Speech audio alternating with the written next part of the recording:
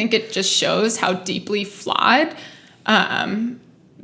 female marketing is in athletics, because you would never see this in the men's side of sports. And there is a lot of body image stuff in men's running too. There is, but there's not at all even close to what we go through. Yeah. I think the false idea that you have to be skinnier to get faster is on both levels. But I was listening, I didn't watch NCAAs and cross country, but I would listen to it. And they talk about the women's bodies and how they're going to be successful or not successful later in life because of their bodies.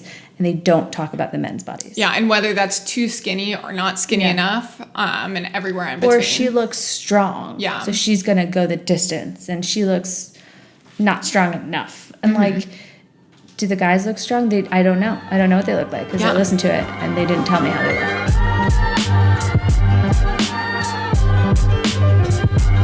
Yo.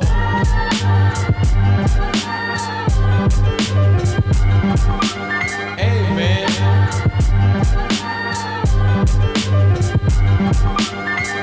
Let's get into this. Welcome to the BeRad Podcast. With me is Allie Kieffer. She is best known for her 2017 surprise performance at New York City Marathon. I'm sure it's not a surprise. It wasn't a surprise to you. But we'll get into that. And someone who, it says on your website that you're an advocate for inclusivity. You're a coach, you're a writer.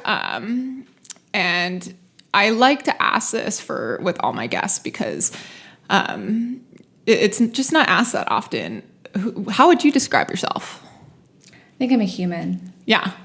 I feel like I like to connect and like relate to people. And I think those are like the things I put my energy into. Other than running, that's pretty selfish. Yeah.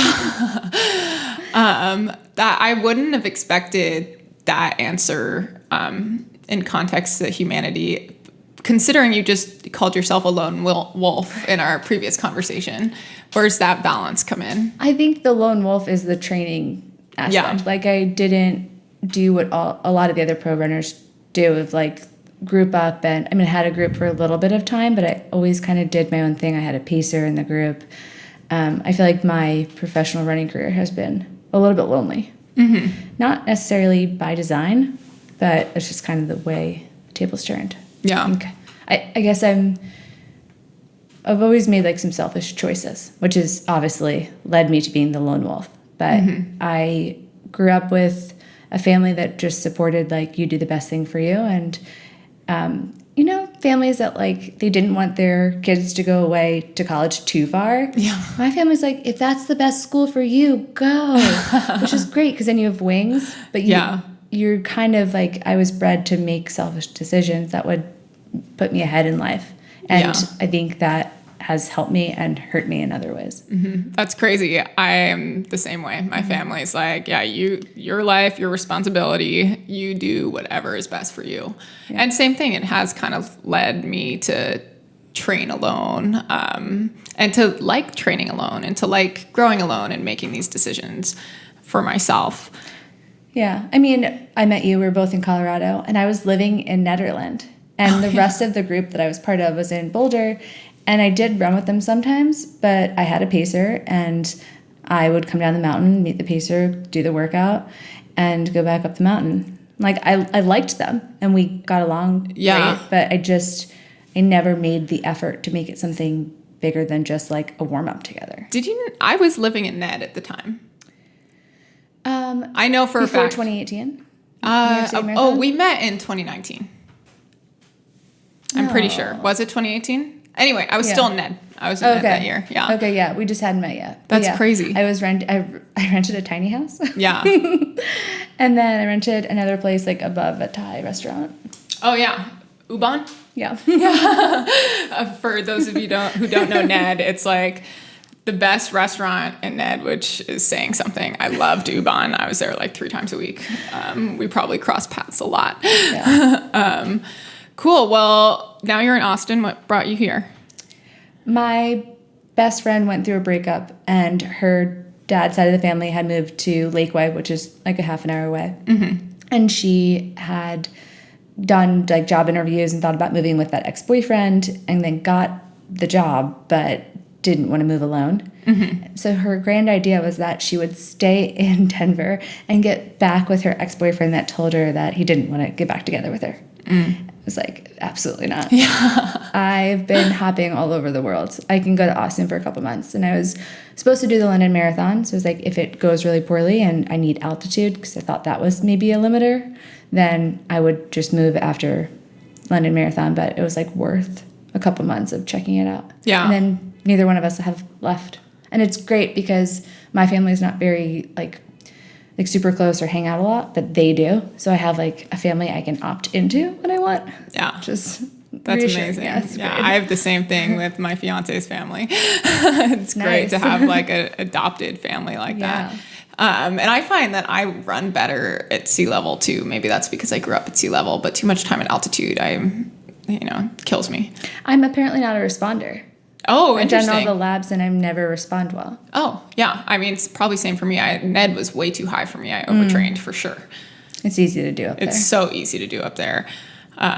Everything's like a little bit uphill, and you're basically 9,000 feet.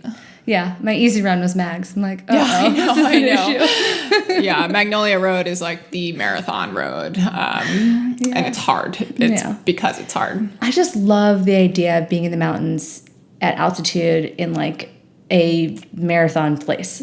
Like Eton, Kenya, and Netherlands and Flagstaff. Like I like the tranquility of just going up the mountain for a few months and training. Mm-hmm. Yeah, it's like symbolic too. You're dedicating yourself to this block, and but I'm not sure that it works for me. No, I don't think it works for me either. There's chaos in my mind, so there's got to be chaos around me too. Yeah, so as I mentioned, I don't want to talk too much about this because I'm sure you've talked about it 100 times, but you're best known for your 2017 New York City Marathon. And then your life kind of changed very quickly. Oh my God, yeah. Yeah. I mean, you said in the intro that maybe I wasn't surprised, but I was very surprised. I never thought about like top 10 or anything like that. I never looked at prize money. I remember asking if I could get a room for my boyfriend and I before the race. And David Monty, who's the elite athlete coordinator at the time, was like, you're not really at that level. Like, not for you, sweetie. And it was fair because like hadn't deserved it. And so he gave me like my half of the room and I rented a place nearby. Like I just found the closest Airbnb I could so that my boyfriend could be there as well. And it ended up being that I didn't book the whole Airbnb. Apparently it was just one room. And so the couple that usually lives there lived in the living room. Oh my gosh. So it was interesting. And I got back and I was talking to an agent, but he wouldn't actually he wasn't doing anything for me. Yeah. And so he said we'd meet in New York City and we'd talk and, he'd give me a list of options. But really, I hadn't run fast enough, so he just hadn't done any work. So he's basically, I forced him into meeting me still. And he said if I was going to break 2:30, maybe I'd have a shot at something. But realistically, I'm not getting a deal if I'm not faster than 2:30. And so you're running the race and you don't really know where you are in relation to what place, because people drop out and you don't see them and you see some other people dropping out. And I never thought, I knew I was moving up the field, but I didn't ever count how many people left me in the very beginning. So I was just out there running my own race, whatever I thought I could do. And I was self-coaching myself at that point. So I'll be honest, I didn't really know what I was doing. And so I crossed the finish line and someone held up 5. And I was like, me? Me? I was 5th. And so I went back to this Airbnb with my medal, and the people were amazed that we're living in the living room. Yeah. And then my mom was super excited. I'm from New York, so it was it was a nice family day. Yeah. Did the agent meet with you after that? He did, and I signed with him, and I mean, he really still didn't do anything after that. That's terrible. People show you who they are. That's oh my who God. they are. I know. I'm glad you met with him first, or like you forced him to meet with you. I had some bad experiences with agents. I have a great agent now, but it took a while going through some duds. It's hard. Yeah, it's hard, especially as a woman in the industry. I feel like I also feel like what I want to put out has probably changed. Like I'm not an easy person to be an agent for, because when I had that agent, I was so green and I wanted to do everything. Like I kind of, after the marathon, after I'd gotten fifth, someone, like a reporter, asked me something. I don't know what I was saying, but I said something about like being a bigger runner. I always have been told I'm a bigger runner. I've always felt like a bigger runner. And so I said like something about how I never thought that I'd be in this position. Yeah. And it got like picked up, and I think just a lot of people related to that, because a lot of people feel the same way. Not even, I mean, I do think majority of recreational runners feel that way, but a lot of pro runners feel that way too. Like a lot of it is even sometimes in our heads when it's not a reality. Like there's a lot of body image issues, like variety of them. So much.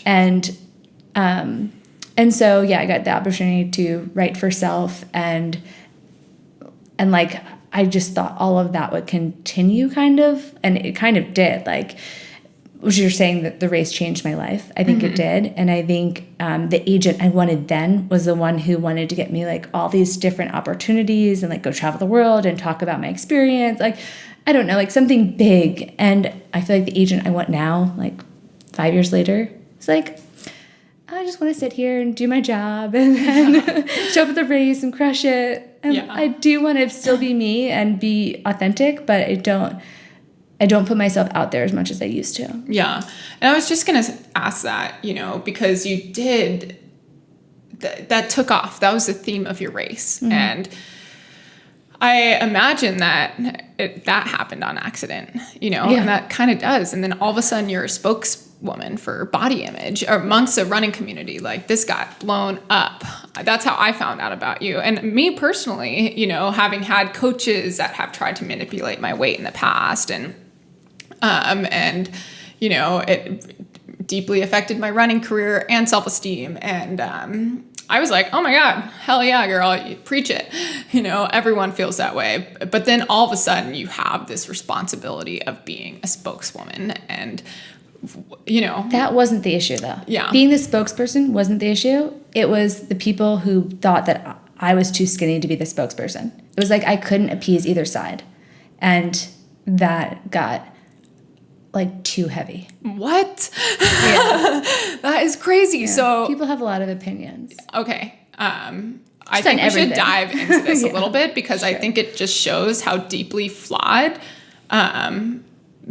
female marketing is in athletics, because you would never see this in the men's side of sports. And there is a lot of body image stuff in men's running too. There is. But there's not at all even close to what we go through. Yeah. I think the false idea that you have to be skinnier to get faster is on both levels. But I was listening, I didn't watch NCAAs and cross country, but I would listen to it. Mm-hmm. And they talk about the women's bodies and how they're going to be successful or not successful later in life because of their bodies.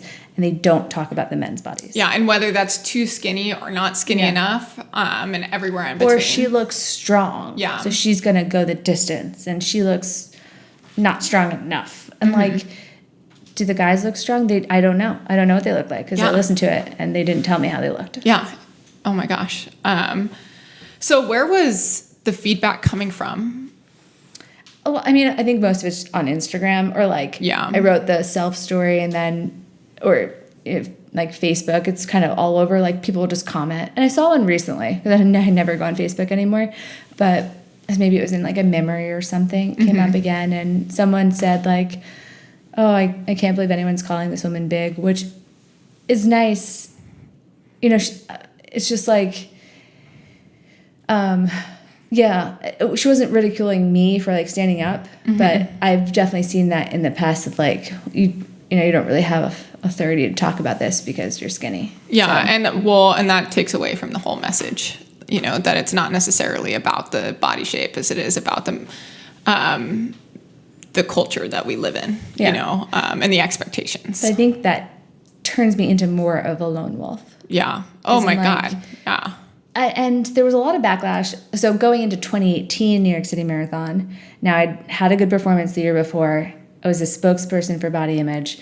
And I think some of the pro women that I was going to be competing against kind of took it as like I was saying they were too skinny, or somehow they were in defensive mode.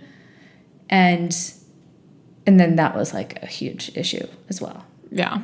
I think I read some of that back in a while. And it's just, you know, no one can catch a break. And I think it's all from insecurities that are put on us, you know, and expectations. Yeah, I agree. And I think like, you logically, you know that. And you're like, you know, don't let it affect me. But it doesn't affect my race. It just affects how much fun I'm having surrounding those races. Yeah. So then when I get asked the question like, are you friends with all your competitors? Like, well, not exactly. Yeah. Yeah. And so do you feel like you're still that spokesperson? I think I've told enough of the conversation where I want to say it was 2019 New York City Marathon. I talked to Mary Kane like I had never met her before. So I just sat down and talked to her at one of the, like, you have to do a class. So I think to be like approved by USADA or something, like every year you have to do these like drug classes. And so New York City always hosts one of the classes so that if you are one of the participants in the marathon, like you can just take the class there. Yeah. And so I met her there. I just kind of walked up to her and I was like, hey, we have a mutual friend. Like, I'm Allie. Nice to meet you. And she was like, yeah, something big is going to come out soon. Like, I'm excited to share my story. But that was the New York Times piece. Yeah. Right after that 2019 New York City Marathon. And like Emily Infeld has talked about it. I just feel like more and more people are feeling comfortable sharing their own story. And I think that was my gift to the running world. Yeah. Like, we've opened up and now everyone can... It feels more comfortable. It does. It does feel more comfortable. And I have been a recipient of that gift. And I know a lot of other people in the trail running industry, too, has been a recipient of that gift. And, you know, we talked about Amelia Boone, who has been on the podcast before. Another spokesperson who did it, you know, a lot more intentionally than you. But it kind of opened the door for these conversations, even if there's a lot of conversations within this greater problem. What was kind of the backlash for you of being, you know, and I keep using this word spokesperson, but you were, and that is a burden, as much as it seems like it may not be because you're obviously incredibly positive and self-assured. That's difficult. And, another person in your shoes would struggle with it a lot and struggle on start lines and struggle presenting themselves to the community. And now this new way, you're essentially branding yourself with this accidental message. It was an accidental message at first. It was an authentic thought. I won't say an accidental message. It was an authentic thought that got picked up that became something that other people clearly needed to hear too, or wanted to hear. There was like, they gave me an opening to talk about it. Yeah. And for the most part, it's positive. Like, I still feel positive when I write about it. I don't write about it as much anymore, just like body image in general. And I say I don't write about it. I use my Instagram as like a journal. So that's where I write about things. But I've only because I don't want to think of myself as a big runner. Yeah. Like, the more I create that narrative, the more I believe that narrative. And I'm not a big runner. No. So, like, I need to stop using those words. So, yeah, I'm kind of reframing in my own head, like, what that conversation looks like without putting those words to me. What would you tell yourself, your 2017-year-old self, to prepare yourself for the next couple years? Oh my God, there was nothing that could prepare me. Wow. I mean, I'm glad I said that. Yeah. Because it did change my life for the better. And not, I mean, the performance, but also like using the performance to share the message. That's pretty cool. I mean, I won't ever get that opportunity again because it came such out of left field, you know? So I think that the authentic conversation that began from that is great. I wouldn't want to change it. That's amazing. In what ways has your life changed? Oh, I got like so many more opportunities. I mean, I got picked up by a sponsor. Mm-hmm. So I got paid to run, which is the best job in the world. Mm-hmm. That was amazing. I traveled the world. I literally rented a different Airbnb like every month. I did get a place for 7 weeks in Kenya. So I had a 7-week stint somewhere. But yeah, I was like hopping all over. It was really cool. And the sponsor paid for a lot of the extras. Like, I didn't have a huge salary, but I didn't have to worry about getting the massage or going to the chiropractor or getting an MRI when I was hurt. Like, they really did like hook me up in that way that I could do my job well. Mm-hmm. That's so important. Yeah. Did having all of these eyes on you after this change how you ran or related to running? Man, I did feel more pressure, but I think a lot of my pressure is from internal, not external. Mm-hmm. And I think it's like me wanting to prove that I deserve something good somehow. And like, that's a never-ending desire, right? You can't actually fix it with external results. It has to be an internal fix. Mm-hmm. But I've for a long time, I still struggle, I think, to like achieve or have this result that then makes me feel worthy. Yeah. So I think the higher that I climb, the more I need something higher to make me satisfied. Mm-hmm. I don't think that came from other people, but I had been in like injury cycles in the past, and I took a long break in 2016, and then I came back in 2017 and ran a great New York City, and then I was gearing up for London Marathon, and I got a stress fracture. So like, I wouldn't say it was anyone else or it was the pressure. It was just like the desire to run and like train at another level. Yeah. So maybe if I could go back in time and like say something to younger Allie, it would be just like to not get ahead of myself. Yeah. I wish I was with other people that were doing it. Mm-hmm. I was kind of forging my own path, and I didn't know enough to forge my own path. Were you still self-coached at this point? So I went back to a previous coach that I'd run well under, Brad Hudson. Mm-hmm. And we had like a really great relationship. And I felt like I dictated most of the work. I wrote the schedule, and he would be like, instead of a fartlek, you should do a steady tempo. Mm-hmm. Those are the changes. I mean, I was basically basing everything off of what we had done in previous training. Mm-hmm. So we had the same philosophy. Yeah. But then everyone thought that we were sleeping together. Oh, like, God. We had a relationship. So I think that killed us. Yeah. Oh, that's devastating. You have not had an easy time. Yeah, it was really, really awkward when someone brought that up. I got into like a hot tub with the Bosch Hard crew, like Team Boss, and they were like, "Oh, so you're like sleeping with Brad?" I was like, "What?" Yeah. No. This is super awkward. How do I exit the hot tub now? And how did that spoil that relationship with your coach? That seemed to be a really good relationship. Yeah, it was great. I think, well, number one, I was getting hurt a lot with him. So it was part of why we ended. But also everyone thinking we were sleeping together, because it got so weird where like I didn't want him too close to me or like touching me. I remember being at John Ball's, a chiropractor in Arizona, and he was like teaching Brad something that he could do to like take the pressure off somewhere. And I was like, no, he can't touch me. Like, it just got so weird.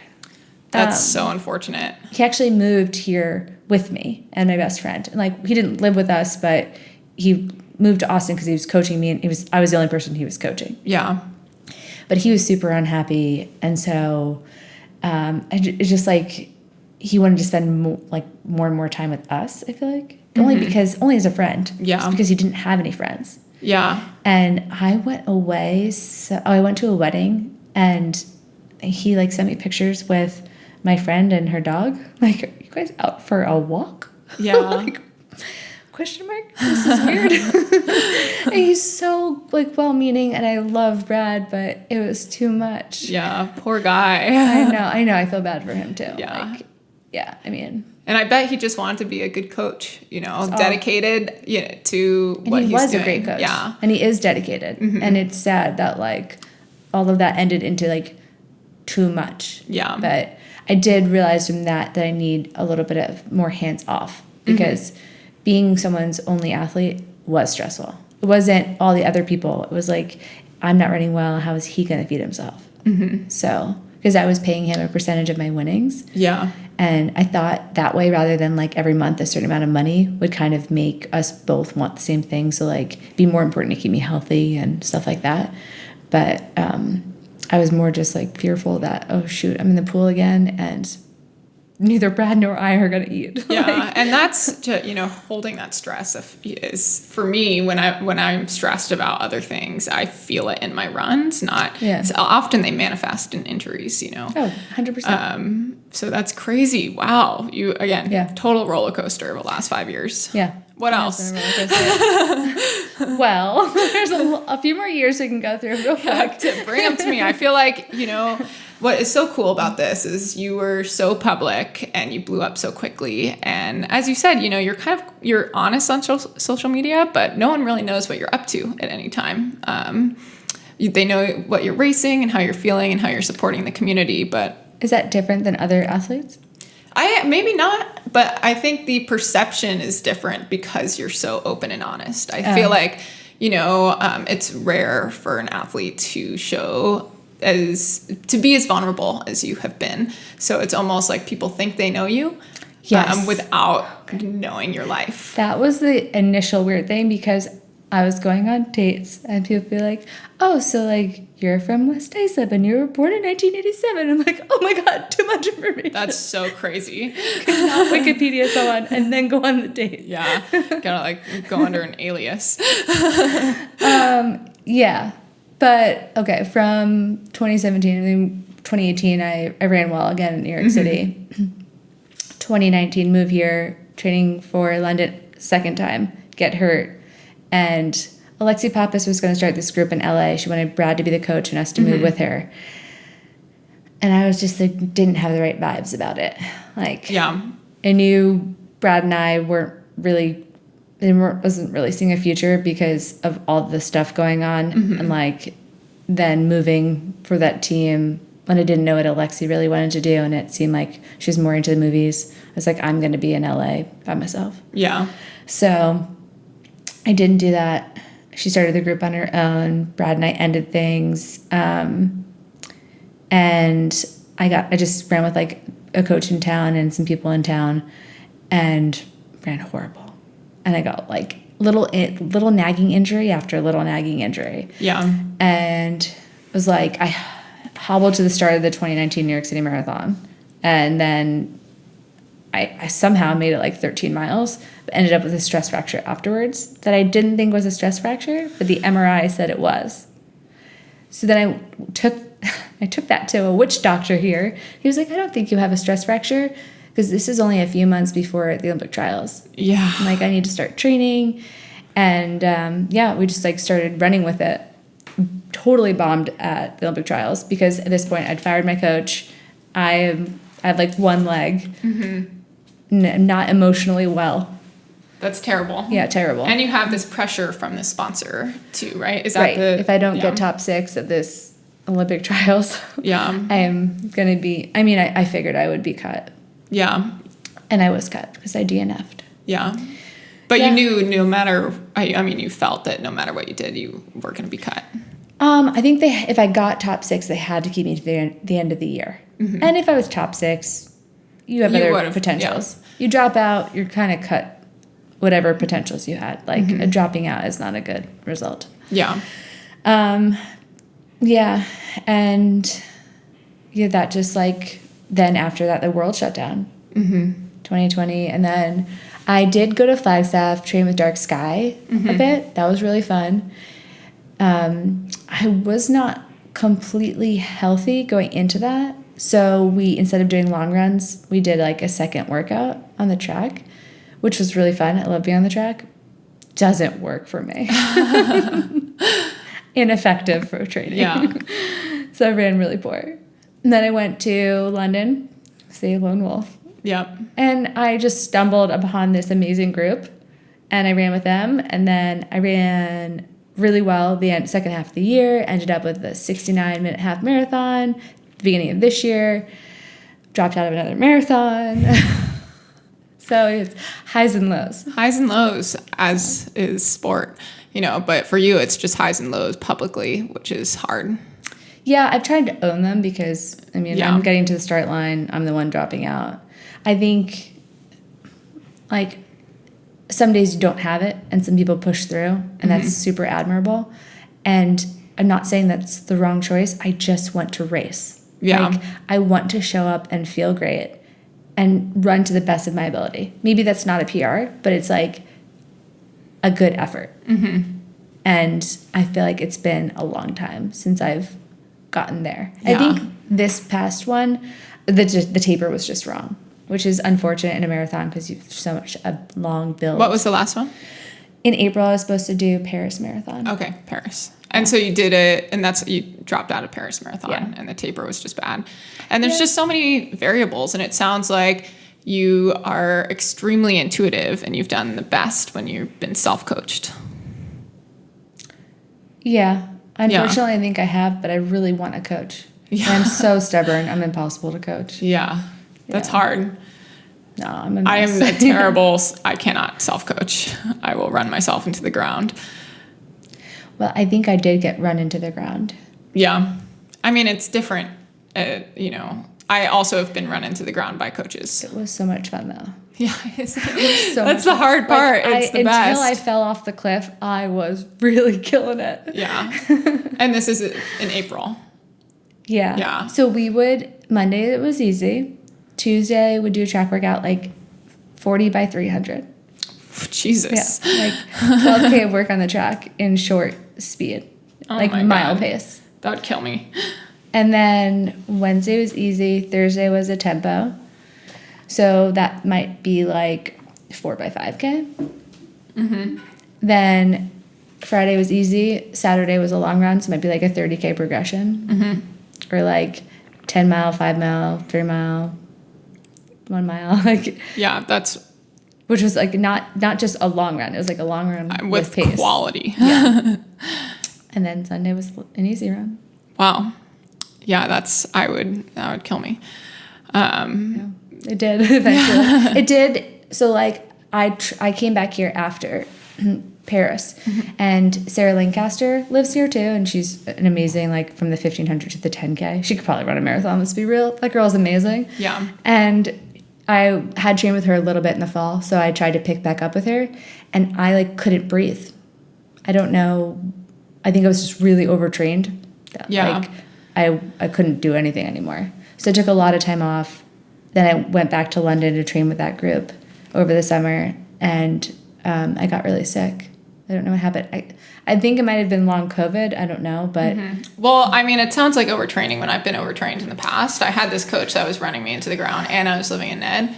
It felt like I couldn't breathe all the time, and I felt so thirsty all the time, too. Well, I don't know about the thirst, but I do think the first part of that was overtraining. But then I took a month or two off, basically. Yeah. It takes Came time. back to it, and I was fine, but then I got sick again. Mm-hmm. I'm wondering, and this is pure speculation, if you needed a year to come back from overtraining. For me, I need, when I was overtrained, I was pretty bad. Doing 120-mile weeks up at altitude on trails. Oh my God, that's so many miles. I know. Well, also doing marathon work because I'd run a 2:43 without really any marathon training, and I had an incentive in my contract to break 2:35. And it took me at least one full year, if not a few, to come back from that, to feel like myself. And I would feel fit sometimes, but then I would get a cold really easily, or have more bad runs than good. Yeah. And just generally nice unhappy. Feeling. Yeah, it's terrible. No. You're I want this, but my body cannot do it. Yeah, exactly. Yeah. But it sounds like you're on the up and up now. I shut it down again. Yeah. And I was still I was struggling to go for runs, honestly. I'd go for a 4-mile run and take walk breaks. Yeah. And so I went to the doctor, and they did labs, and they're like, everything looks normal. And so I waited another month, went to the doctor again, and they gave me bronchitis medicine because I had like some chest issues. And I've been kind of fine ever since that. Wow, that's great. Again, just been through a lot in the last few years, and it sucks that sometimes happens after these big performances. And yeah, I also think that's kind of just me because like I'm 100% or nothing. Yeah. And I think that's just like where I'm going to live. Mm-hmm. Right. Because I will shut it down. I'm like, fine, I can't run. I will party for 2 months. Hell yeah. And then I get back to running and I'm like, okay, no partying. I will go train for 5 months in the mountains by myself. Like, I'm extreme. So you get extreme results. Have you ever tried to like be somewhere in the middle? Just not me. It's just not you. Yeah.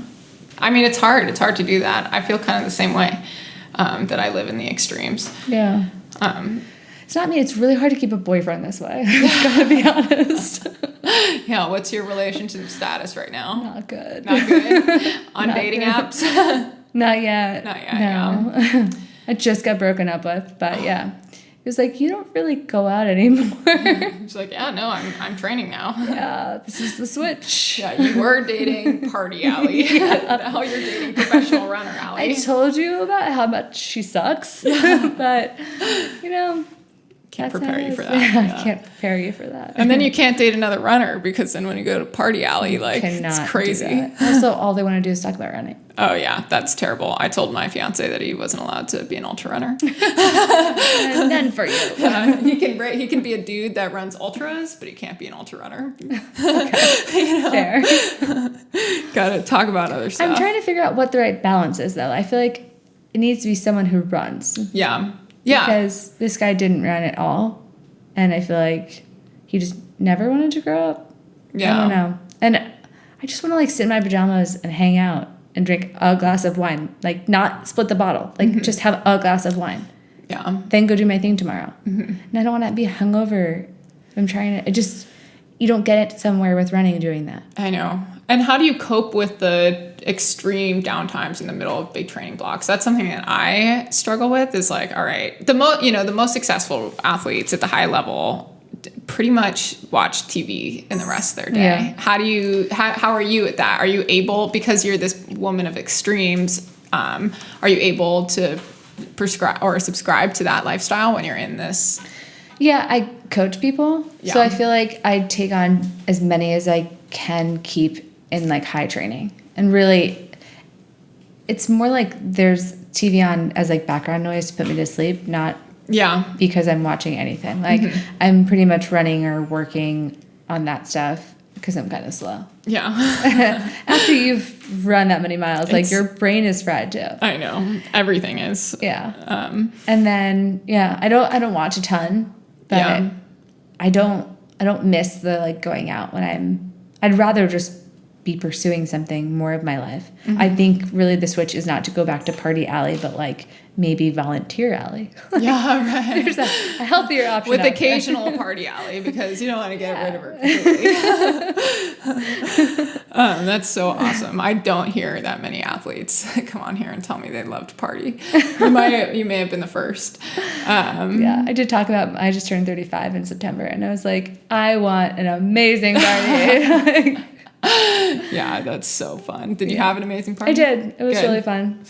Yeah. And you were in your off season, so you could go hard. Yeah. Yeah. It was great. I mean, just still like if you don't drink that often for like 5 months, then when you go back to it, you're very lightweight. So. Yeah. I have like cheap. 2 drinks and like, woohoo! Party Allie's here! Yeah, you can put that in your dating profile that you're a cheap date. Yeah, cheap date. But may eat more than that. Yeah. I feel like that's getting at like not the group of people I want. Yeah, right. I did this photo shoot once with this guy who does mostly high fashion, but it's been getting into the outdoor stuff. And he was like, I don't know who is easier to work with, like supermodels who like require super expensive meals and, are really picky, or runners who just like eat so much. so much, and have to like have a schedule to eat because they just decline as people.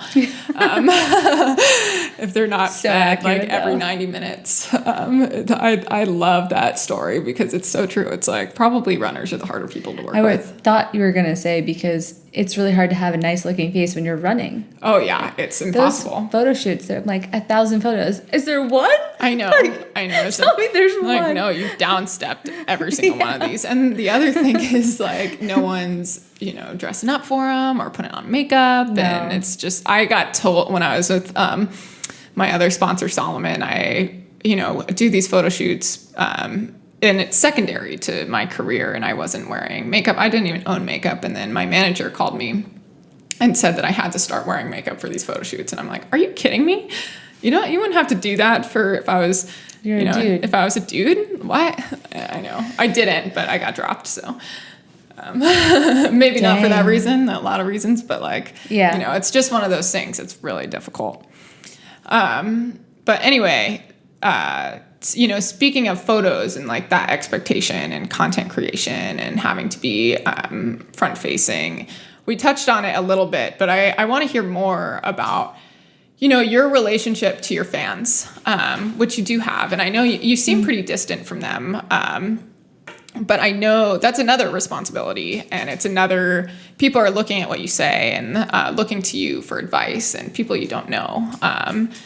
And how, has that changed how you run and relate to racing and and also like how you relate to social media and like what you share and do you feel pressured to share as any part of you?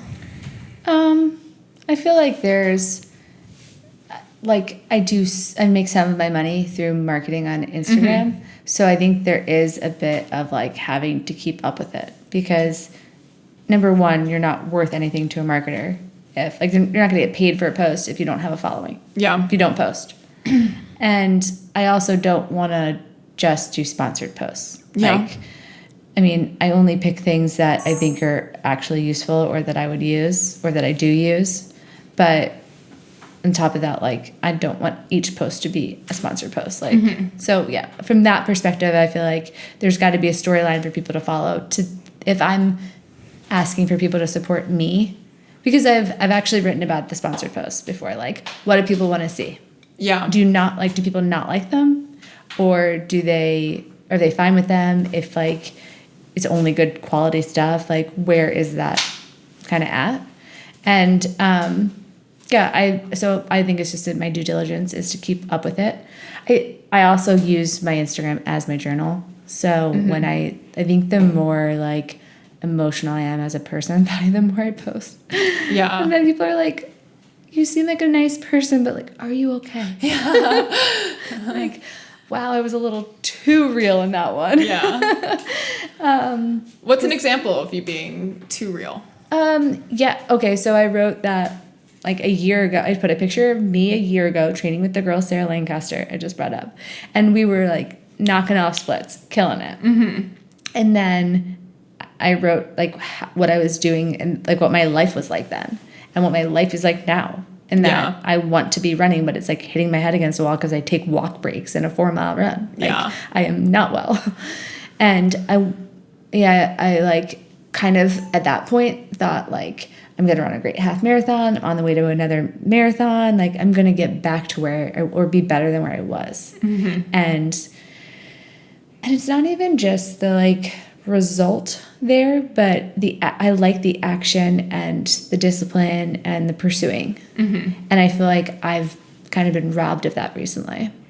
And so I was just honest about like that. I haven't really been training the way I want to, not because I'm choosing to just party, but because I'm so fatigued that like sometimes I don't go party because I'm too tired to go out. Yeah. And people were like really worried about me. Like Allie asked if I have friends that I can talk to, which is really sweet. She's so nice. I love her. She's one of my favorite people. But I was like, I maybe could have choose better words to describe that. It's like just a running funk, not like I hate my life Yeah. or my person or like have negative thoughts.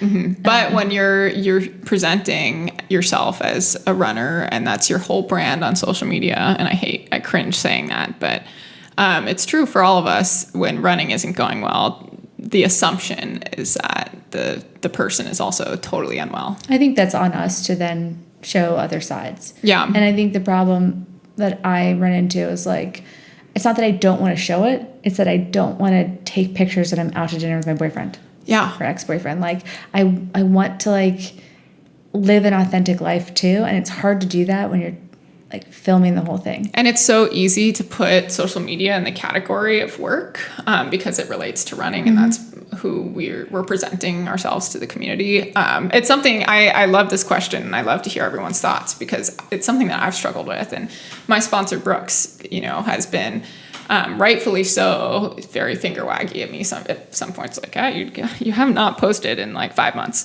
That's a long time. and you're also not racing, so Yeah. we need something else. But it's true, like when I'm not running, and part of that was because I was not running. I took some serious time off, and so I wasn't posting because like the social media tends to go in the running category. So when I'm running a lot and training well and feeling good, I'm better at presenting myself that way. And yeah, but that's just how we feel. I think exactly. Once I released that I wasn't really training, like that was my highest comments in a long time. Yeah. I mean, that was like my biggest engagement. And it like, I don't think it doesn't have to be perfect. Yeah. I don't have to be training to have something to relate with people about. But I think that's like, we think of ourselves as runners and we post about running. I don't think that other people just think we're runners. Yeah. I think they think we're humans. Yeah. But like, yeah, they're probably intrigued about a lot of different things. Like, and we have a lot more to us. I don't think like it's the only thing to post about. I think that when I'm in this situation, it's hard to think of anything else to post about.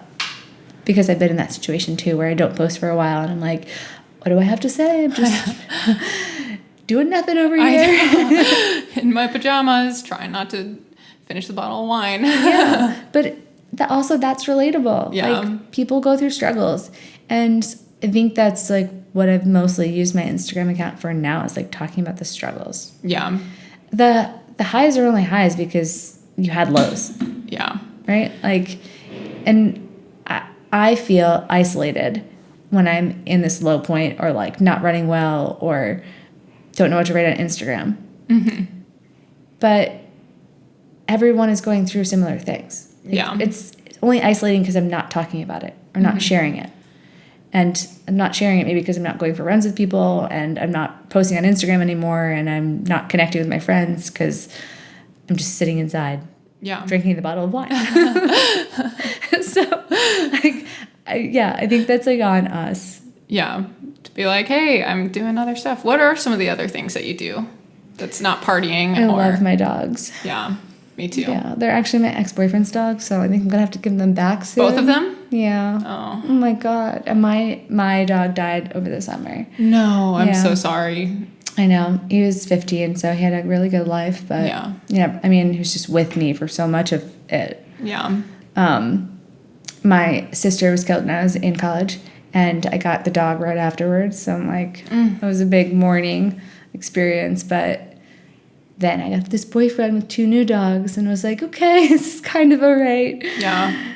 Yeah, but they're not actually my dogs. Yeah. But I'm obsessed with them. Yeah. That's okay. Dogs are everything, especially, when you're going through hard things with your dogs. I have a dog. She's 5 and went through a ton of stuff with me, like a ton of emotional stuff. I had this crazy ex too that like I had to take the dog away, and and that stuff is, it's like trauma bonding with a dog. Yeah. I know. It's weird because I had lived all over the place, but if you're with your dog, it's like you're with your family, you're home. Yeah. And it definitely doesn't feel like that now. So I think, I don't know where I'm going next. But Another dog, it sounds like. I was thinking about a different place. Yeah.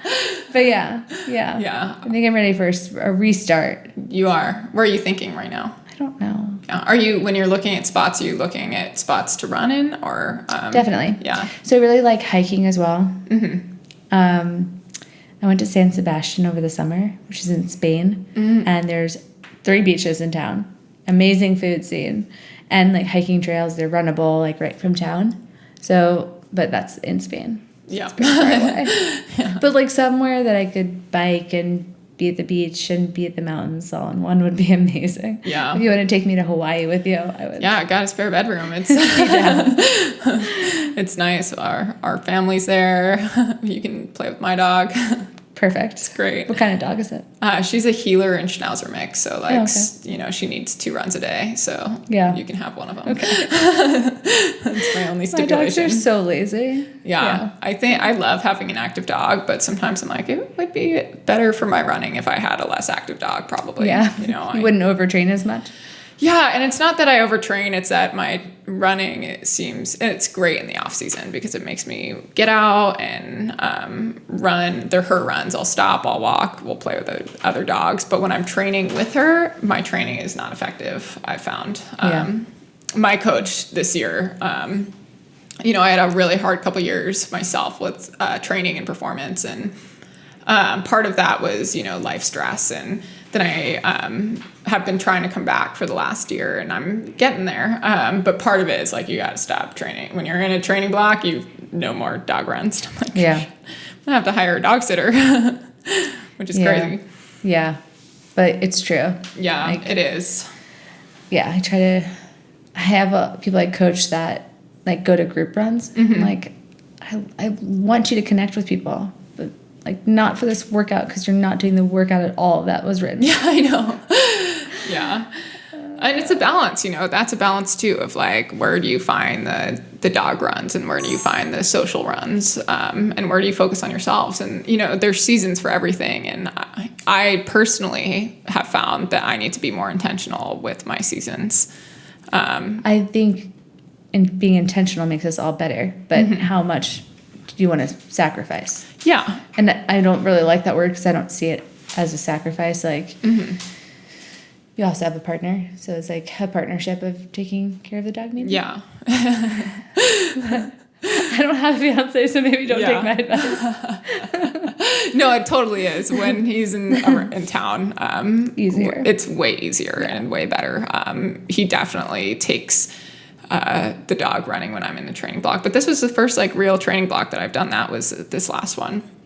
And I'm racing 100 miles a week before our wedding. So, oh my gosh. Where are you racing? Tarawera in New Zealand. Oh my God, that's so cool. Yeah, I'm super excited. It's a fast race too. And I just did one in Mexico. That was Burley.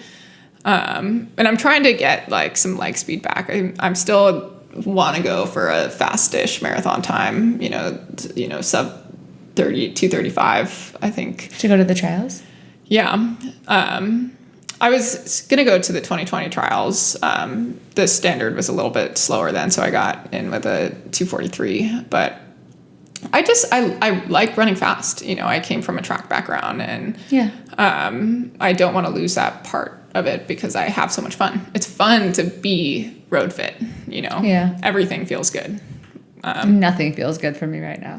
You'll get there, though. I get out of bed and I use the bed to get me around. But that's the thing, that I do that no matter where I am in a training block unless I'm not running at all. I am 35 going on 70. I know. He makes fun of me all the time. Not getting a boyfriend looking like this. You just got to warm up first. Go for a walk before you go on a date so you're not showing your real running self until... Yeah. It's fair. Yeah. I've done a few runs with Molly Huddle in Arizona when she used to go out there in the winter, and she used to say don't look at me for the first couple miles because you're just warming up here. Oh my gosh. I think it's something we're kind of all embarrassed about. Yeah. Just you stack up the miles and not feeling that great when you're first. And I feel like that's something alone to normalize, because when I was first in my pro career and running a lot more, and because I was a teacher before I went pro, and I didn't realize how much I would hurt all the time, and I was like, am I injured? Is this normal? Yeah, I do feel like this week has been a lot better. I know it's only Tuesday, but it's been better than last week. And last week was the first week I did workouts. So I don't think it's like normal for me to be that sore all the time. But to have the creaks and the aches getting out of bed in the morning. Yeah, and I think like there's a season for that too. Exactly. Like, and I kind of up my mileage. I know for 3 weeks I'm going to feel like poop. Yeah. And then I'll come around the other side of it. And it'd be advantageous. And if after 3 weeks I don't feel better, like I need to drop down mileage because like I'm not absorbing what I'm doing, right?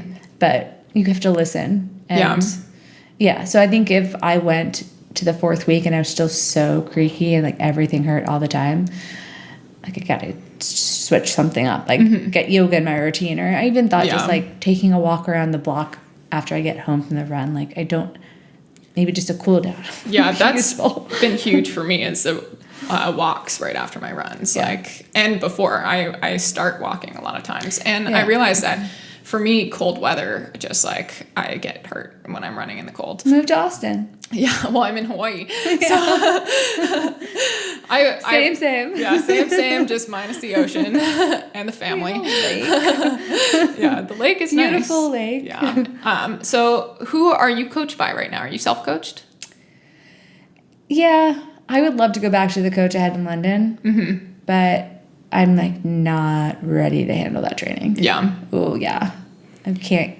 Yeah, it has like escalated from what I was doing, and now it's something even more ludicrous. And I could not wrap my head around like jumping in. Like I remember one of the first ones I did was like 3x10K. Like I think I'm just gonna do 2x10K. Yeah. That's a wild workout. It's a big one. Yeah, that's huge. And I now like actually give some of my athletes that workout, but the paces aren't so aggressive. It's like a more controlled pace. Yeah. And I do think they're really effective, but I think I was doing a lot of them wrong. And I 100%, baby. Yeah. And I was getting really overtrained. Like there were 2 guys pacing me and then the coach on the bike, and they were like, faster. I feel like it was like 9:20 or 9:25 that I finished the 6th 3K in.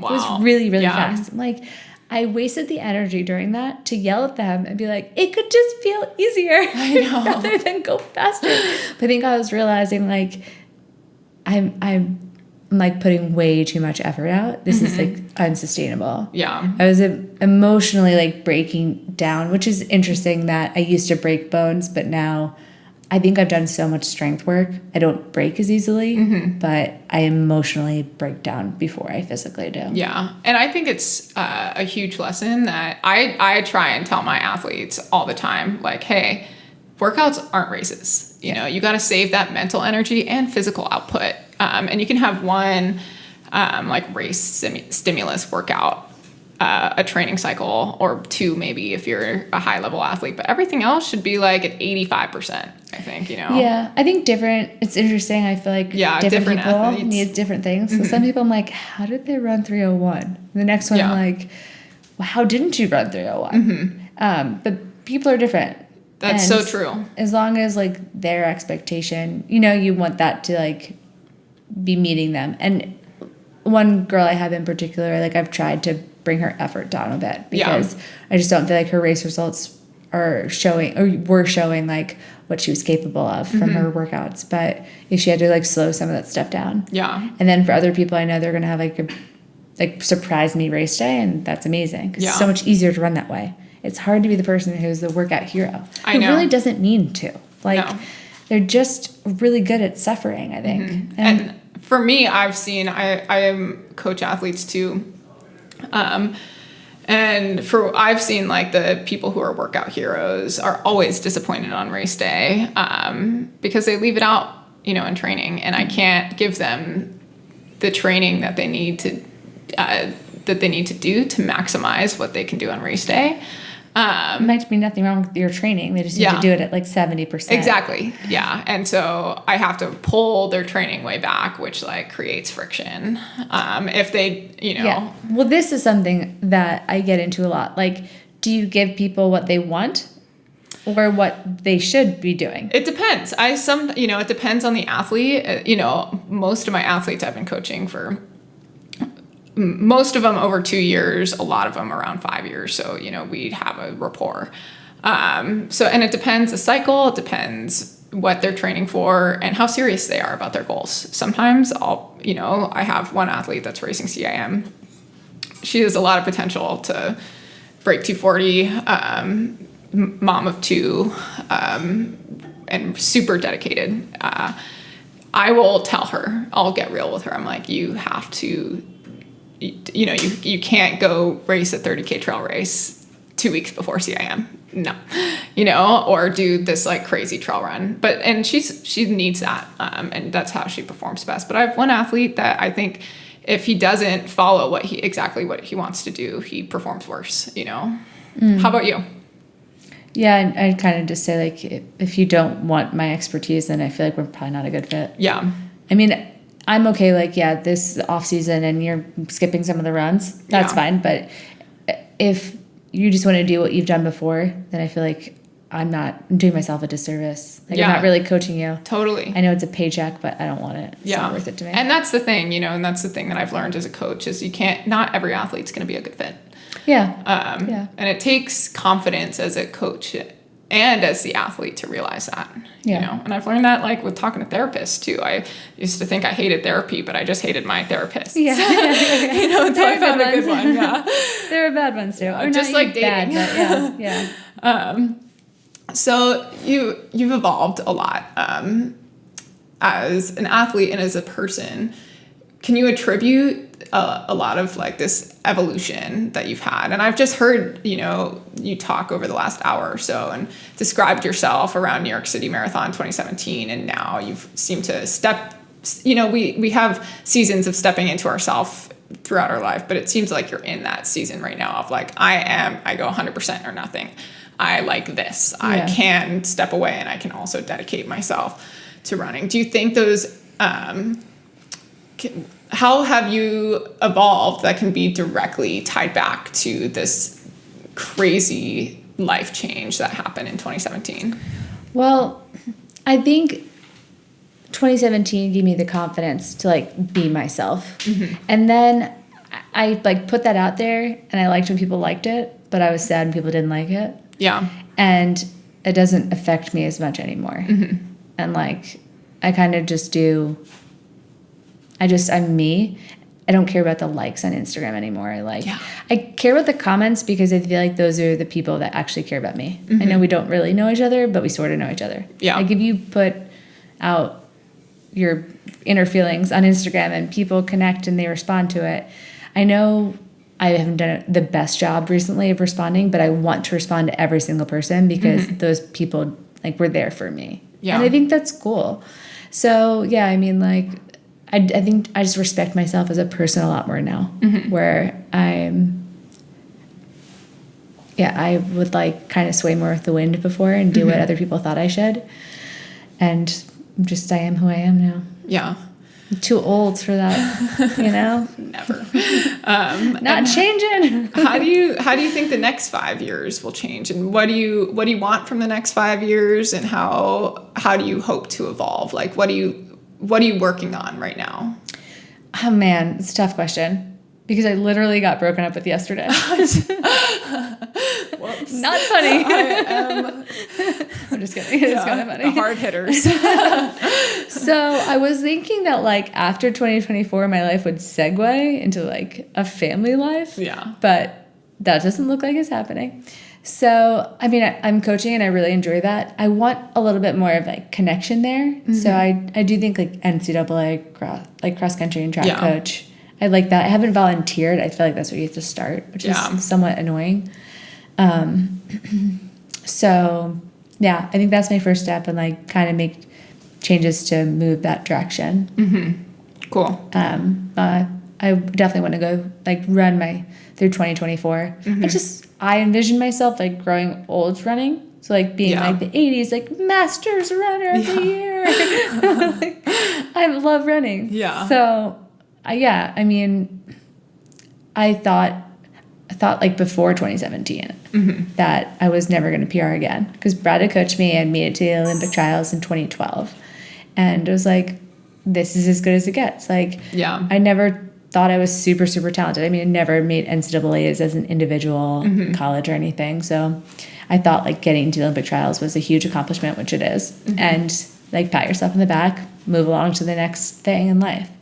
And then I just kind of like got back into running, and obviously worked out really well in 2017. And I'm glad I still run, but like if this works out or doesn't work out, whatever that means to me, I guess. Yeah. I'd like to just continue enjoying running. Yeah. And like I do think there's a lot of other pieces of me that I haven't really dug into. Like I talked about volunteering, coaching like college kids. I feel like I'd really like to spend more time in those realms. Yeah. Because I've done, over COVID, I did like calls with schools. Yeah. Via Zoom, and that was really, really fun. Did some volunteering at the JCC, but it was honestly back in 2017. I haven't, like, since I got, was traveling and doing everything, I just haven't been giving back. And I feel like that, like, really fills me up. Like, makes me feel like a good person. Yeah. So, yeah, I want to start moving in those directions. So, like, when this isn't a career or it's a side hustle at the moment. Yeah. Running? Yeah. Like, I'm not sponsored. I just go to the races. I'm not even trying to make money. I'm not even going to races. Like, I'm trying to get an appearance fee. Yeah.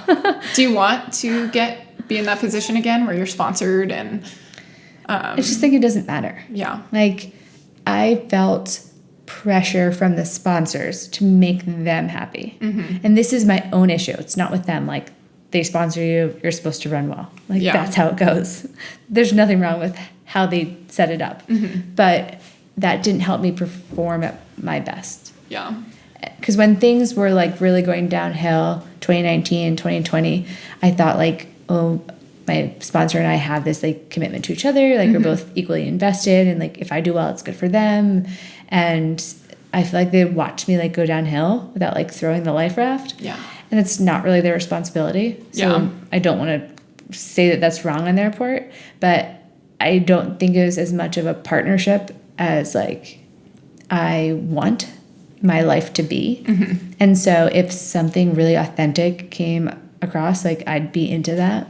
But I don't want to get paid by a shoe company just to get some money. Like, I have the coaching business that I really enjoy, and I'd rather make, like, the living that way because it's giving back to me and, like, helping me thrive rather than, like, just needing me to keep needing that life raft somewhere.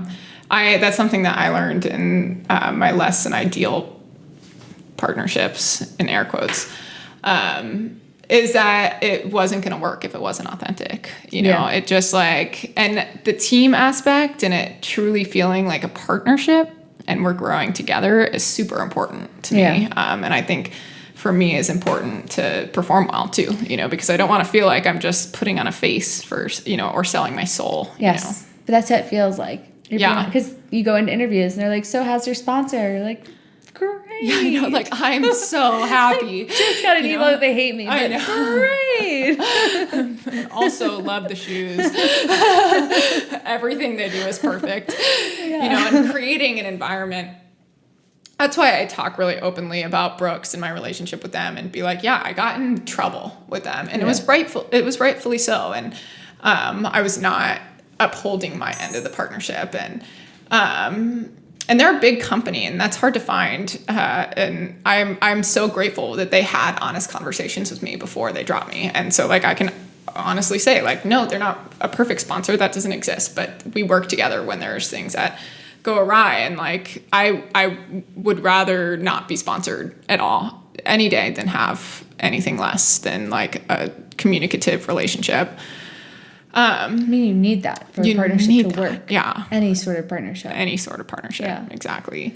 And it's not the norm, which sucks. You know, every partnership in this sport is like, we're doing you a favor. Well, it's weird because I remember, like, my agent being like, oh, this company's interested in you. Like, do you like the terms of this contract? Like, the terms of this contract? Can I try the shoes? Can I talk to someone? I know. What is going on? I don't even know what this is like to run in. Like, I know. This is so, like, not authentic. Yeah. And also the shoes and then the people behind, the people that you work with, because they're the ones making decisions about your life. And so you have to be able to have honest conversations about not only the shoes, but about the lifestyle and like, going to 5 photo shoots a year is not working for me, and they have to work with you on that, and that is a real partnership. Yeah. So a theme that has stuck with me and struck me while we've been talking is that your superpower seems to be in your confidence and self-assurance. You've done really well. I know everyone says that though, but you've done well when you've been self-coached. You've done well when you have done something for yourself without really thinking about it too hard. And it seems when you think about it too hard, it's when it all goes down. Yeah. And I like to ask this of everyone that's on this podcast is like, what in your brain ticks a little bit differently? Because all successful people in whatever they do and happy people have a brain that just works a little bit differently. They're not okay with just the norm. I question a lot. Yeah. You question.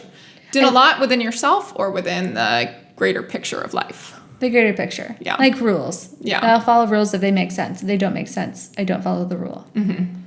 How do you think that's gotten you to where you are? Well, I think, even with running, like it made me question, why are we doing these workouts? Like these doesn't make sense to me. And sometimes it's because I didn't understand. And sometimes because that probably wasn't the best workout. Yeah. Like going way back.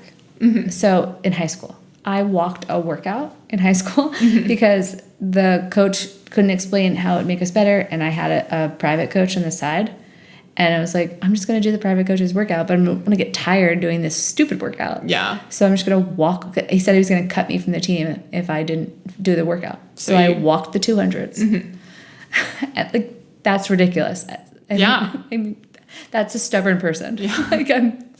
But it would have been more stubborn to do 2 workouts, let's be real. Well, I think that's what saves me almost. Mm-hmm. It's like that actually would have been overtraining. Yeah. But the way I ended up doing it, wasn't that tired, did the workout, and ended up like getting a lot better with the private coach. Yeah.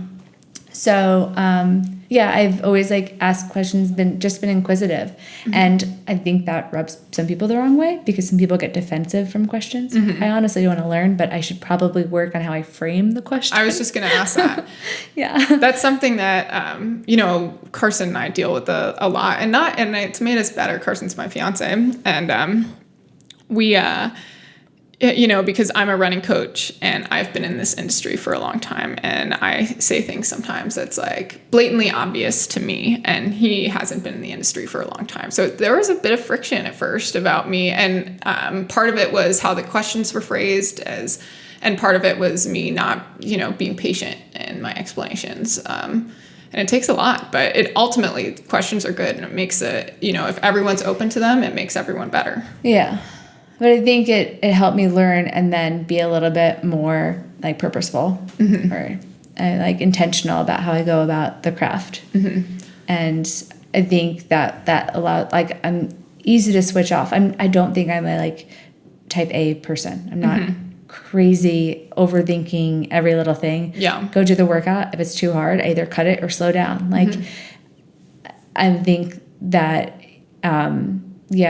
and then when it's like party mode, I just go party with my party friends. Like, I'm able to like go to both sides, and I think that like works. Yeah, and you're able to do that and not get anxiety about it. You know, and think about the grass doesn't seem to be greener for you. You're self-assured in your decisions. Well, I'm definitely self-assured in my decisions. Like, I know what I want. I know that like I'm not a money chaser. Yeah. And in some ways that hurts me because then I'm like, oh fuck, where am I going to get money for like food next month or rent or whatever? So it becomes like stressful sometimes, but I'd rather it that way than go do things just for the money because it doesn't make me feel good. And I'd rather feel good about myself and the way I live my life and enjoy it than have a shit ton of money in the bank. Yeah. And like, that's just not how everyone's wired. And it's okay to be different, but I think we all have to like be true to who we are and roll with that, like accept ourselves. And I do think I've done a good job of, I know I have flaws, and in some of those ways, like I can frame questions better so I don't aggravate my friends, right? Yeah. But like I probably don't put in a ton of effort into like other people that aren't in my circle. And I'm just okay with your circle. Some of my flaws, and like, then I am who I am, and I want to be a better me. But I think especially just for the people that like want a better, like the best for me. Yeah. If that makes sense. That's a really important distinction. And that, goes back into all the sponsorship stuff, is like, you have to do it for yourself. Or for the people who matter. You can't put energy into being something else for someone else. I think some people are really good at it. Yeah, for sure. Some people are totally fake on Instagram. I'm like, bravo to you. It's working for you. Yeah. But that's, it goes back to knowing your skills and being true to yourself. And if that's what they're good at, like, power to them, because that's something that's really hard for me to strike that balance. And like, it's energy that's exhausting. There was one Nike ad that I did, and they kind of wanted me to like act a little bit and say a line, and we must have done 1,000 takes of this. Yeah. They cut it because I am not good at not being authentic. Yeah, that's so funny. Terrible. Oh my! Was that with Nike? Was that like? It was with Nike. I was like doing a moonshot project for them before 2017 New York City Marathon. Cool. Yeah, it was really fun to work with them. Yeah. Yeah. I just like it. It was Nike New York City. It was a really cool group of people. Yeah. Ended up being good friends, and they make good shit.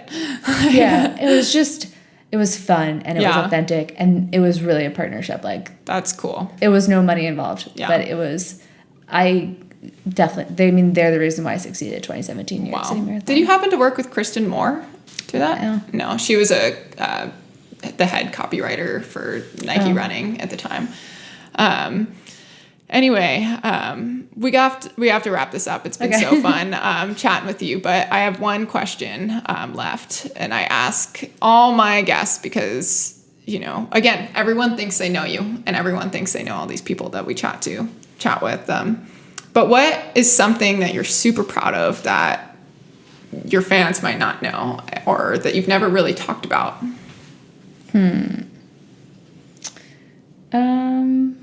I don't know. I'm a really good baker. Like, I make bread from scratch. Wow. Yeah.